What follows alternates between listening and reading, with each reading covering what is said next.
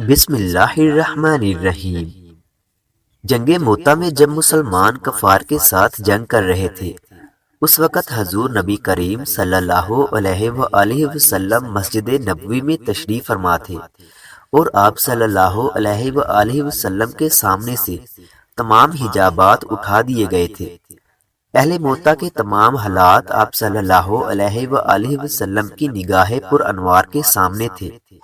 میدان جنگ کا نقشہ اپنی مبارک آنکھوں سے ملاحظہ فرما رہے تھے جب زید بن حارثہ رضی اللہ تعالی عنہ نے جھنڈا اٹھایا اور آگے بڑھے تو گمسان کی جنگ میں بہادری سے لڑتے ہوئے شہید ہو گئے۔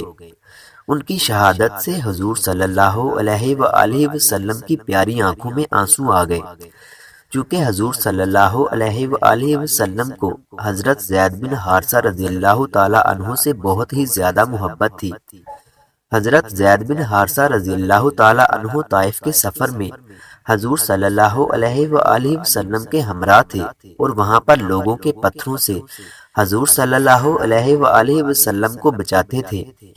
اس کوشش میں خود بھی زخمی ہو گئے تھے، چنانچہ جب ان کی شہادت ہوئی تو نبی کریم صلی اللہ علیہ وآلہ وسلم نے ان کے لیے دعائے خیر فرمائی، اور صحابہ کرام سے بھی ارشاد فرمایا کہ ان کے لیے بخشش طلب کریں، یقیناً وہ بہشت میں ہے اور بہشت کے باغوں میں ٹہلتا ہے۔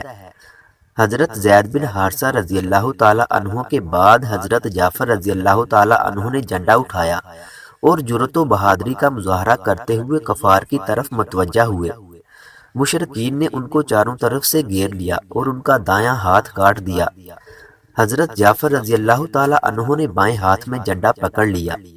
جب کافروں نے بایاں ہاتھ بھی کاٹ دیا تو انہوں نے دونوں بازوؤں سے جھنڈا تھام لیا، یہاں تک کہ ایک رومی کافر نے ان کی کمر پر تلوار ماری اور انہیں دو ٹکڑے کر کے شہید کر دیا۔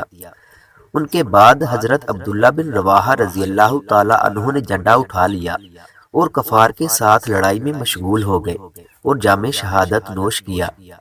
جب حضرت جعفر رضی اللہ تعالی عنہ شہید ہوئے تو حضور صلی اللہ علیہ وآلہ وسلم نے صحابہ کرام سے فرمایا، جعفر جنت میں داخل ہو گیا، اور اللہ تعالیٰ نے ان کے دونوں ہاتھوں کے بدلے یاقوت کے 2 پر عنایت فرمائے جن سے وہ جنت میں اڑنے لگے۔ لکھا ہے کہ حضور صلی اللہ علیہ وآلہ وسلم یہ ارشاد فرماتے تھے اور آنکھوں سے آنسو بہاتے تھے۔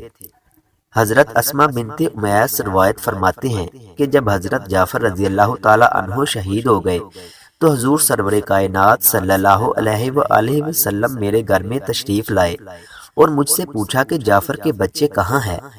میں بچوں کو آپ صلی اللہ علیہ وآلہ وسلم کے پاس لے گئی۔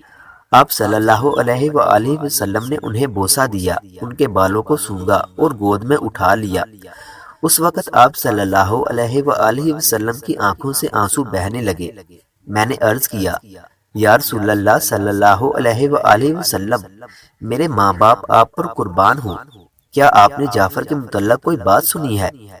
آپ صلی اللہ علیہ وآلہ وسلم نے ارشاد فرمایا، ہاں، اسے شہید کر دیا گیا ہے۔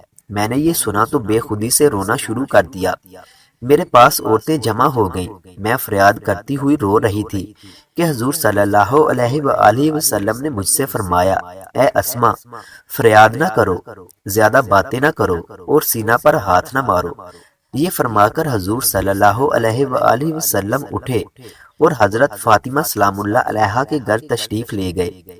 اس واقعے کی وجہ سے حضور صلی اللہ علیہ وآلہ وسلم کی پیاری آنکھوں میں آنسو بھرے ہوئے تھے۔ مزید اس طرح کی ویڈیوز دیکھنے کے لیے ہمارے یوٹیوب چینل میٹھی وائس کو سبسکرائب کریں۔